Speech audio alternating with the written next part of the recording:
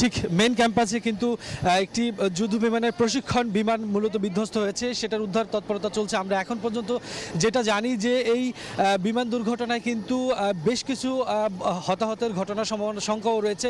আমরা এখানে দেখছি যে এখানে সেনাবাহিনী, বিমান বাহিনী, ফায়ার সার্ভিসের কর্মীরা, প্রশাসনের যতগুলো উইংস আছে সবগুলো উইংস কিন্তু উদ্ধার তৎপরতায় লেগেছে। এবং এখানে যারা স্থানীয় লোকজন রয়েছেন তারা কিন্তু বলছিলেন যে এখানে ঠিক মাইলস্টোন কলেজের ঠিক ক্যাম্পাসের মধ্যেই মূলত বিমানটি বিধ্বস্ত হয় এবং বিধ্বস্ত হওয়ার সাথে সাথে বিশাল অগ্নিকুণ্ডলী তৈরি হয় এবং যেখানে বিমানটি বিধ্বস্ত হয়েছিল আপনারা ঠিক দেখতে পাচ্ছেন মাঠে এই মুহূর্তে একটি হেলিকপ্টার উদ্ধার করে যারা আহত হয়েছেন তাদেরকে কিন্তু বিভিন্ন হসপিটালে নিয়ে যাওয়া হচ্ছে। আমরা যতদূর জানি যে এখন পর্যন্ত এখান থেকে মূলত আহতদের উদ্ধার করে এই আশেপাশে যতগুলো হাসপাতাল আছে সেই হাসপাতালে চিকিৎসার জন্য নিয়ে যাওয়া হচ্ছে। এবং এখানে আমরা দেখতে পাচ্ছি যে মেন ক্যাম্পাসের ঠিক মাঠের একটু পাশেই বিমানটি বিধ্বস্ত হয়েছে।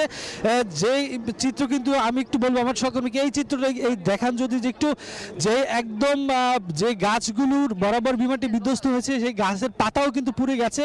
দেখে বোঝা যাচ্ছে যে কি মর্মান্তিক পরিস্থিতি এখানে সৃষ্টি হয়েছিল। এবং যারা প্রত্যক্ষদর্শী তারা বলছিলেন যে হুট করে বিমানটি এসে ঠিক ক্যাম্পাসের এই ফাঁকা জায়গাটা একটু পাশে, মাঠের একটু পাশে, এটা বিল্ডিংয়ের পাশে মূলত